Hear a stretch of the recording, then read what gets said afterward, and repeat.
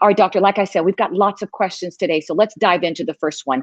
This one is from Marilee, and this is what she writes. Let's take a look.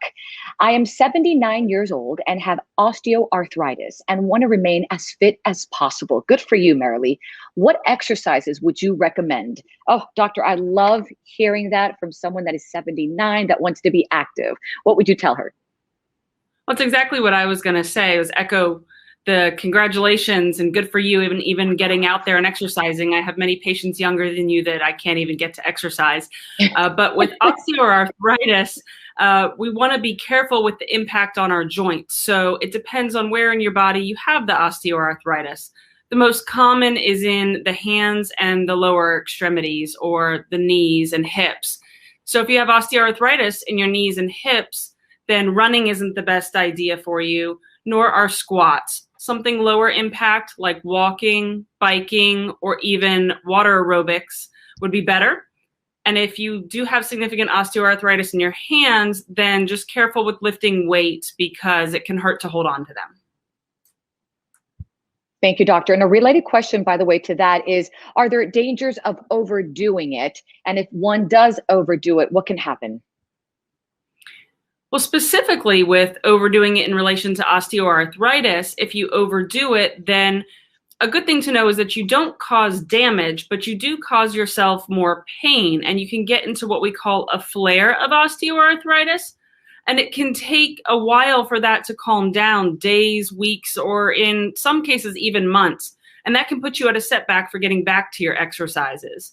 Overdoing it, you can also do that without osteoarthritis, just by exercising too much or too hard too soon. And that can also provide as a setback. I know someone who actually has osteoarthritis, and I'm glad we have that question that Marilee posed, because a lot of people think, well, you know, I'm in pain and doing the exercise is going to be worse for me. But exercise is good. Correct, doctor? Motion is lotion. Yeah. That's a great soundbite.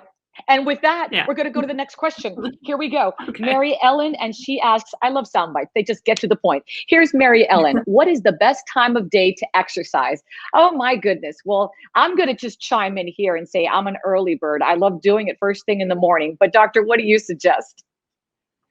The best time of day to exercise, Mary Ellen, is honestly whenever you can.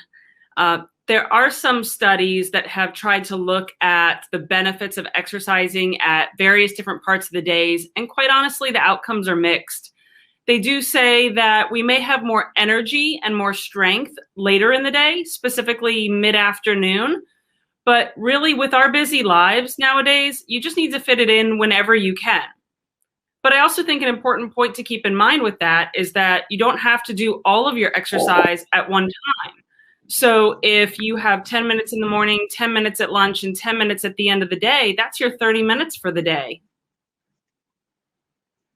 And doctor, let's talk in terms of the heat of the day, in terms of, you know, just for example, this morning, I worked out 8 in the morning.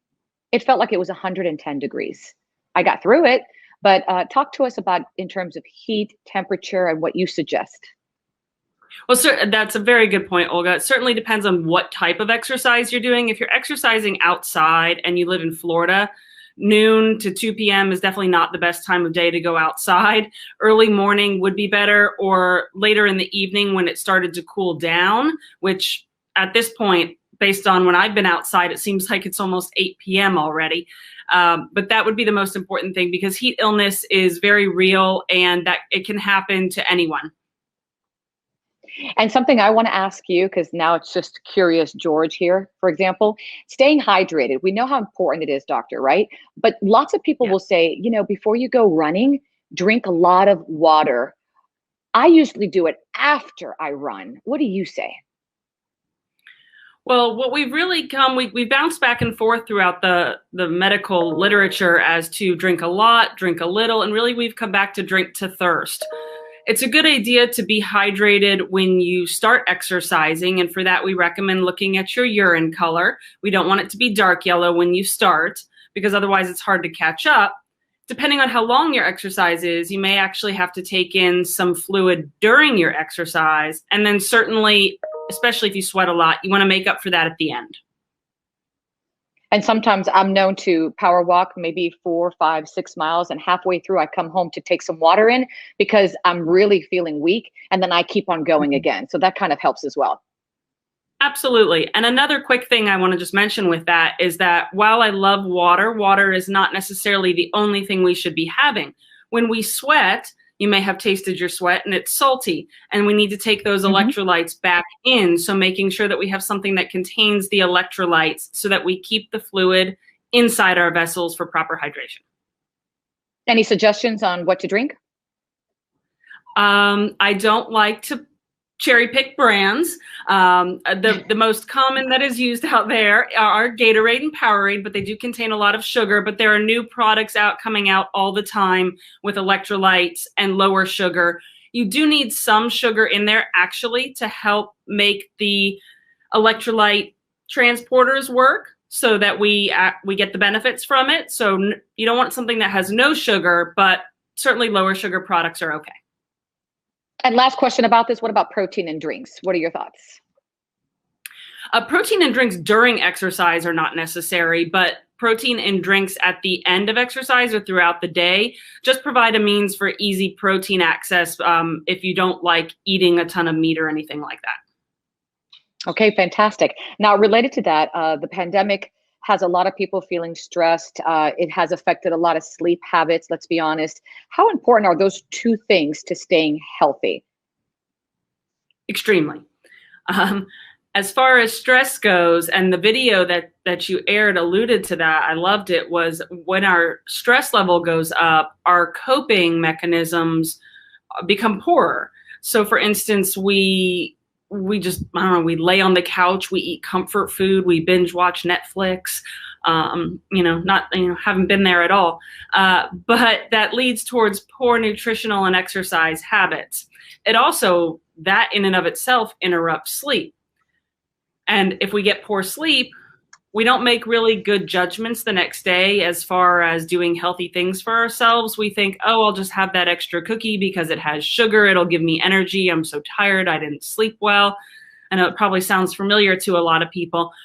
But what's encouraging to think about too is actually eating healthy and exercising on a regular basis, even if you don't feel like it, can improve your sleep and decrease your stress. And that has been proven. I have a question in terms of our seniors. You know, they were hit the hardest during the pandemic, and they've had to quarantine. And I'll be honest, I've been to the mall early in the morning, and I used to love seeing how they walked there in the morning back and forth. And there were groups of people there. Unfortunately, the mall's closed. So what's your advice for them to start getting back and getting active again? Because I think it's imperative at any age, but even more so when you're a senior. Well, true. A slow and steady, just like we talked about from a physical and musculoskeletal perspective. But truly for our seniors, the social aspect is extremely important. And I'm hoping now that we're getting more and more vaccinations out there, that some of them feel comfortable to start meeting in small groups, especially outside, in order to be able to walk together again. It depends on the facilities that they might have access to, but water aerobics or community pools provide a good way for spacing out, depending on, of course, how they're being run, but also allow you to have that sense of community, social interaction, and exercise.